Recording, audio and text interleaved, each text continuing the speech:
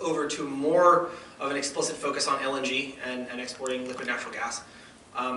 Another funny story is that, if anybody remembers, I think it was, I can't remember the name of it, but in the mid-2000s there was a documentary about the horrors of fracking that was, Matt Damon was in. And it came out later that the Qataris had sponsored that because, you know, they produce liquid natural gas and they don't necessarily want the US producing their own liquid natural gas. So that's always kind of an interesting dynamic. So I don't know that them pulling out of OPEC from an economic perspective is as important as it is from a symbolic perspective of, again, them trying to get distance from the other Gulf countries. How does oil play into this? You know, the US is moving to a position of really not being as dependent on foreign oil as we had been before. You know, I think the real issue with oil, and this comes into play with Saudi Arabia, Iran, and the other countries, is that a lot of the developing economies around the world, you could think China, you could think India, are dependent on those international exports. So from the US perspective of, if you embrace the idea that global economic stability is in US interests, then the oil issue becomes important from us strategically in terms of, maintaining those sea lanes keeps the economy, and maintaining, the free flow of oil still keeps the economy globally stable, even if we're not as dependent on it. And as far as oil's impact on the region, I do think it's still important in how the Gulf countries project power because it gives them a lot of oil revenue. But I also think it's an Achilles heel for them because a lot of the Gulf countries are maintaining a budget that is based on oil being at a certain price. And so, for example, Saudi Arabia does not collect taxes. Saudi Arabia gives out a decent amount of subsidies to its citizens. Back in, I think it was 2014 or 2015, I was talking to a friend who is very much plugged into affairs in the Gulf. He used to teach in the Emirates. And he said that, I think oil was below 50 at that point, dollars a barrel. And he said that the Saudi budget, for their budget projections to work, they needed oil to be above 95. And so when you look at, for example, what's happening with Mohammed bin Salman in Saudi Arabia, domestically, he came in and said, this is a mess, we need to do something about the economy, I can fix it if you give me the power. Right? So that's kind of also where oil comes into play is, if you've been dependent on it being high, and the price of oil goes low, then you have to make changes. And so there's some painful domestic economic adjustments that are happening in some of the Gulf states. And that affects their ability to project power into this, both geopolitically and strategically and ideationally as well. Yes, right here. What do you see as the future of the Kurds, please? The future of the Kurds. I'm going to try not to get into too much of flaming U.S. foreign policy decisions that I don't like. Actually, no, I won't. I'll flame U.S. foreign policy decisions that I don't like, but I'll do it in a bipartisan fashion. I think the pullout in 2011 from Iraq was a mistake, because I think it, and by the way, in saying this, I'm in good company because a report produced by the Democratic staff of the U.S. Senate Foreign Relations Committee also said, we didn't support the war, but pulling out now is not a great idea. And part of the reason for that is because you create a power vacuum. And from that power vacuum, I think a lot of bad things emerge. In the same way, I think that us trying to pull out of Syria right now is a huge mistake. I think it creates a power vacuum. I think it allows for more of this power projection by folks that we don't necessarily want projecting power. I think it's sort of a low-cost, low-footprint, low-casualty operation that's doing a lot of good, and yes, just preserving stability is actually a lot of good in Syria. And I think also it's really bad for the Kurds. And, it would not be the first time that we have left the Kurds high and dry. And I think we should probably stop doing that because, they are actually a really natural ally for us in the region. I don't necessarily trust any assurances that Erdogan will give us that, yes, of course, I super duper pinky swear I'm not going to do anything mean to the Kurds once you pull out. Because I think that, again, that Turkish nationalist element is still something that needs to be placated, and going after the Kurds is something that he can spin domestically and will also allow him to project power in Syria, which I think he would like to do. So I think the Kurds are really dependent on us in a lot of ways, in Syria in particular, in Iran as well. I think the other interesting question is what happens domestically in Turkey. There was kind of an opening for the Kurds. They were getting some political rights and political developments. And then Erdogan's grip on power looked shaky for a minute, and he was trying to push for a referendum that would expand the power of the presidency. And all of a sudden, he cracked down on the Kurds and decided that the Kurds were an existential threat to the Turkish nation. And, you know, again, very convenient.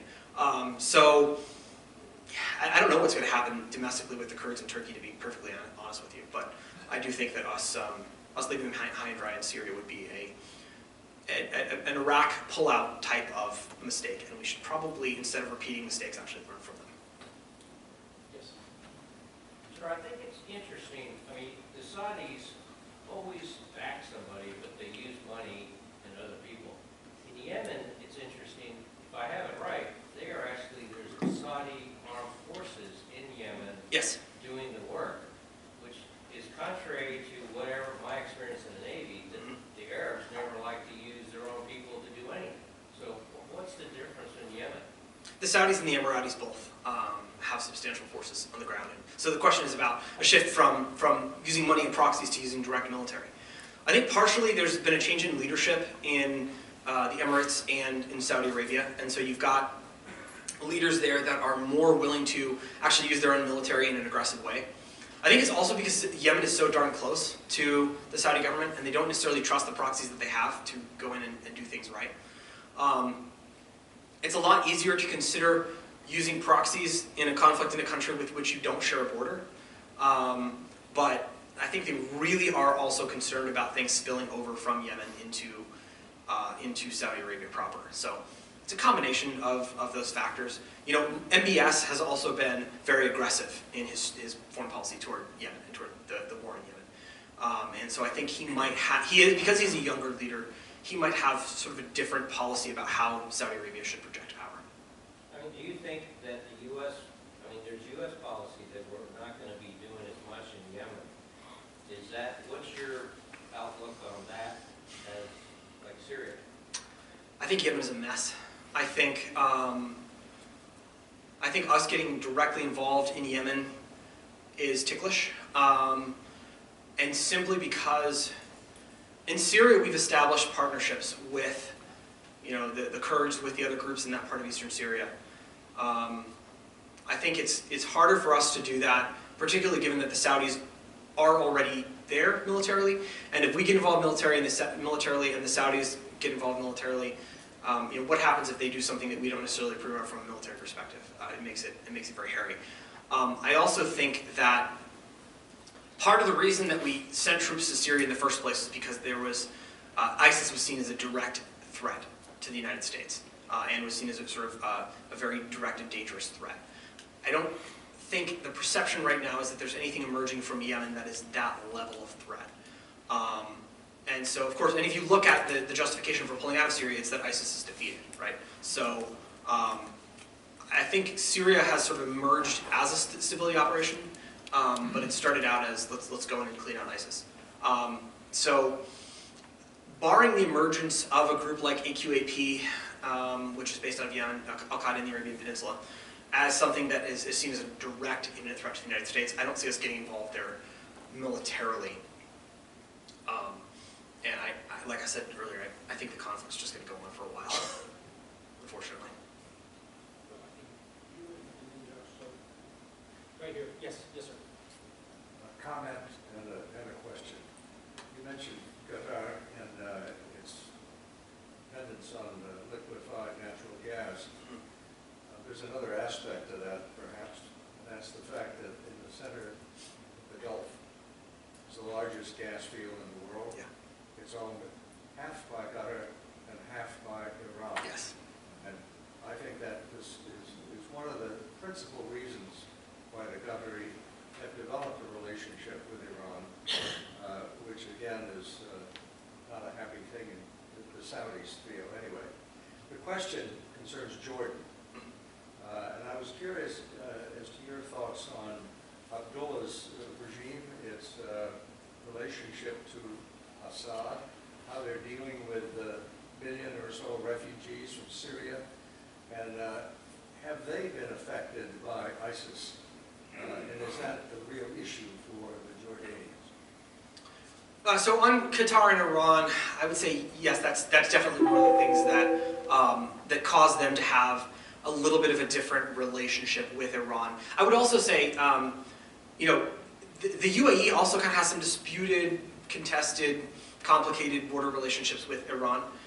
So if you're looking at the difference, if you're kind of trying to look for a paired comparison of, you know, what is Qatar doing in terms of foreign policy, you compare them with the UAE. I think there's some similarities in terms of strategic interests and concerns, but actually different outcomes, which makes for an interesting and useful comparison. In terms of Jordan, they have had problems with ISIS in the past, of course. So there's that famous incident in which a Jordanian fighter pilot was burned alive by ISIS on video. So that's been a challenge for them. I would say the relationship with Assad is fairly complicated.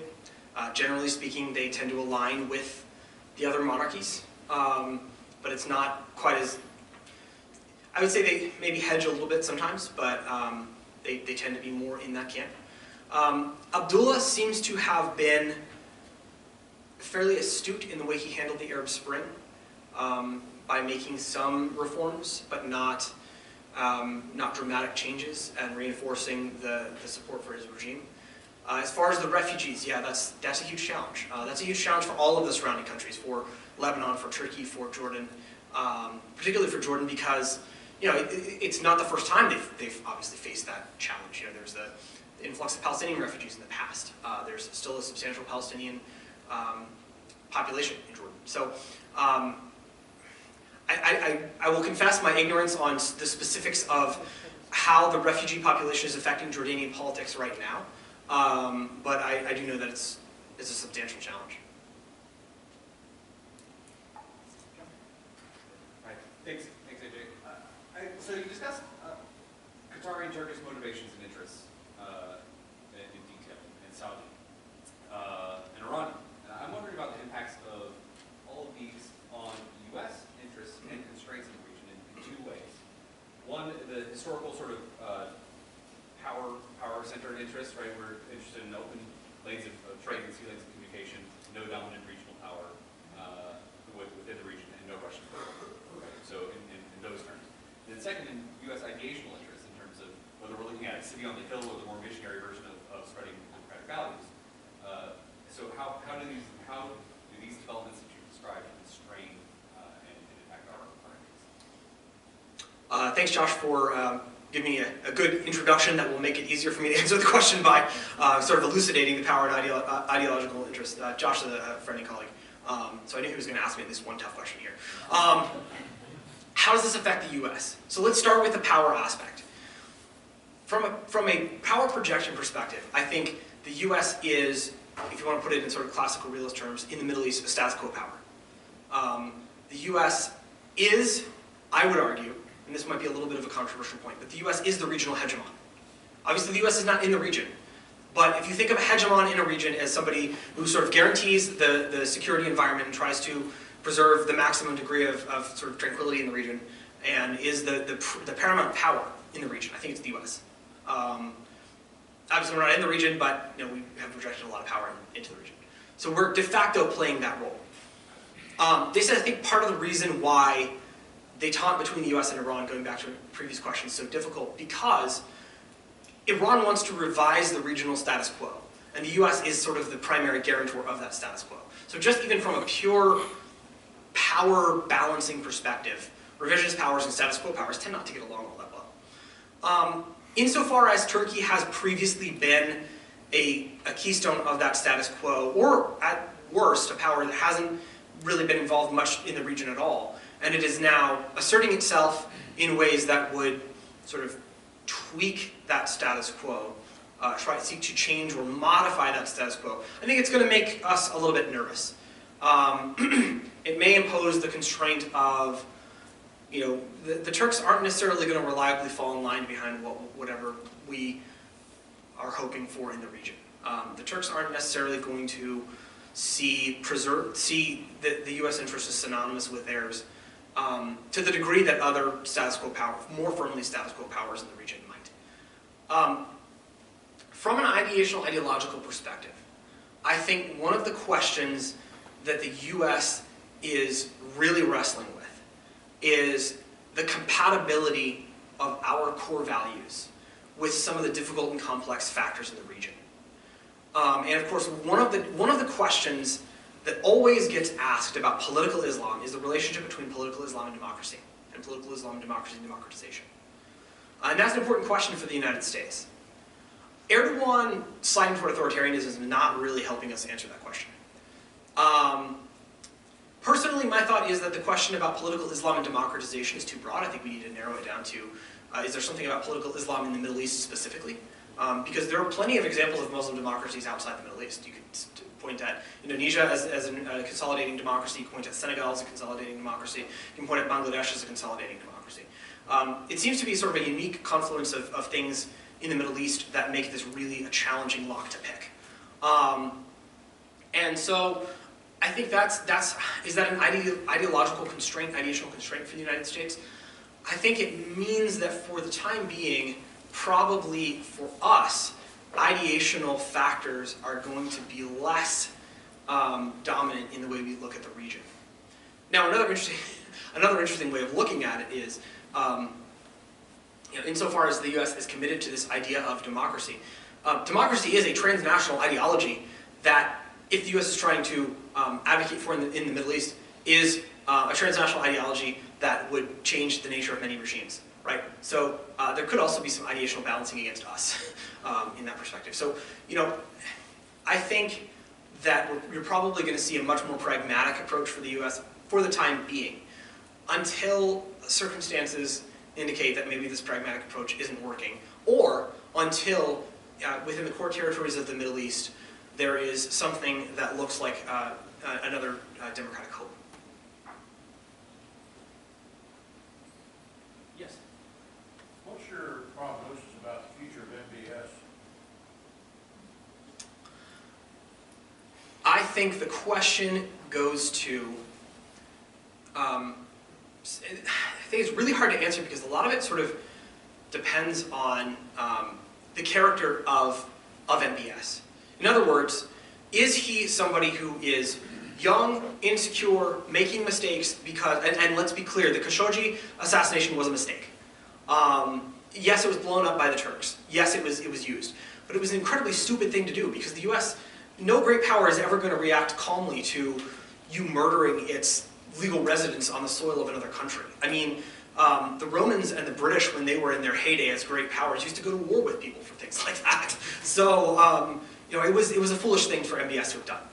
The question is it a one-off or is it a character flaw? Is it something that he did because he was young, inexperienced, and overestimated his pull with President Trump? Or is he just someone who's going to act erratically in an unstable fashion? If it's an error of inexperience, and he doesn't show signs of doing something like that again, I think the relationship with the US will be repaired. If not, I think the US is going to start talking to people about Saudi Arabia might be indispensable. That doesn't necessarily mean that MBS is. So that's the first thing. The second question, and probably equally important from his survival, if not a little bit more so, is he's trying to push through a bunch of major reforms. And I think it's really an open question whether the economic ones are going to succeed or fail. Because if the Saudi economy can't be turned around, then you've got a really serious situation for regime stability. And so he's kind of out there, he is kind of out there on a limb. Because the natural thing for the Saudi regime to do if the economy doesn't turn around and if his economic reforms don't succeed is essentially scapegoat him, say he's responsible for it, and shove him in a deep dark hole, probably a fairly comfortable deep dark hole because his family, but shove him in a deep dark hole somewhere where he can be replaced by people who will say, well, we'll right the ship. So he's playing a very high risk game right now on a number of levels. And so I think it's really going to come down to the character of him as a person, and also how effective he is at retooling the Saudi economy. Time for one more last question. Who wants to? And in part of the world where the leaders sort of wake up every morning wondering how they're going to balance and rebalance the relationships with the world, as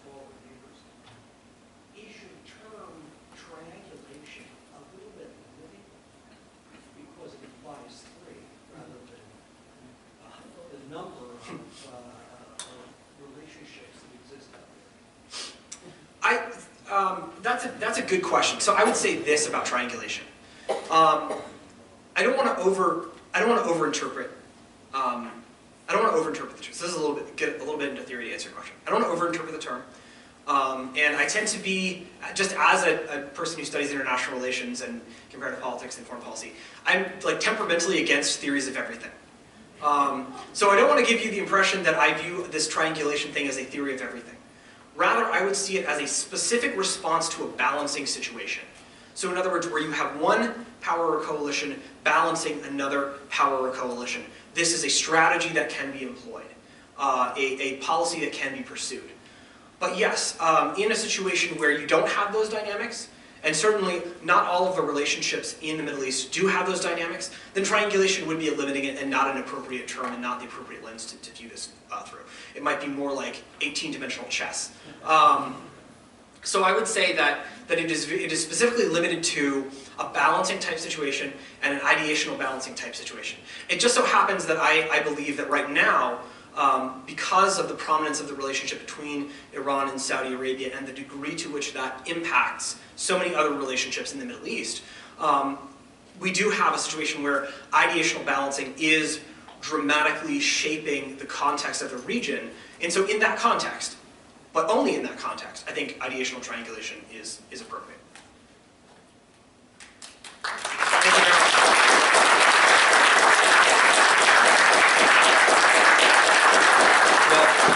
Dr. Nolte, thank you very much for not only a superb presentation, but helping us understand the dynamics in a very volatile region, and we really appreciate it. But please accept, on behalf of the World Affairs Council, a replica of a Jefferson Cup, which is a Virginia tradition of respect and friendship, and if you would accept that along with a small check, which will help defray a little bit the cost of putting all this together. But we really appreciate your help. Thank you so much.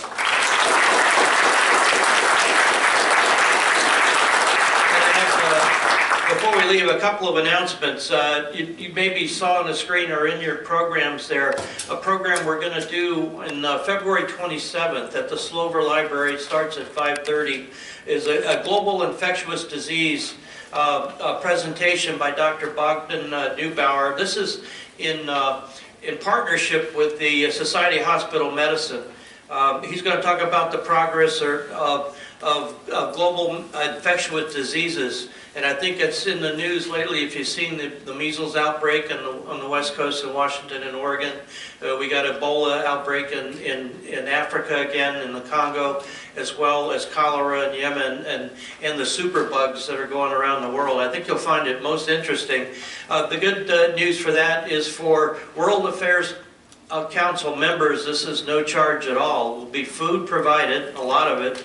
And I think you'll find it a most enjoyable presentation. And I get a chance to meet some of the medical professionals in the area and a lot of doctors too. So I think it'll be a very interesting one. The room will fill up fast, so please go online and register. Yeah, if you need to register for this, even though there's no charge, because we need to get a count in by the 18th of February for the food caterer. So please register early. And it's a nominal charge for those that aren't members, but as a plug, if you're not a member, you ought to be one.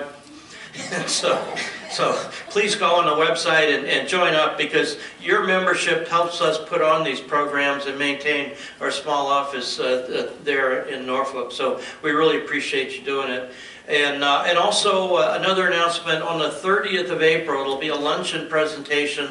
We do have a confirmation that U.S. NATO Ambassador Kay Bailey Hutchinson will be addressing the city of Norfolk and our council at a luncheon on the 30th of April. We're making the final details now. I'll put out more as we get them, but that has been confirmed as of this morning. So it'll be our NATO Festival lunching event, and we should have the mayor and a bunch of folks from Norfolk attending, as well as NATO headquarters.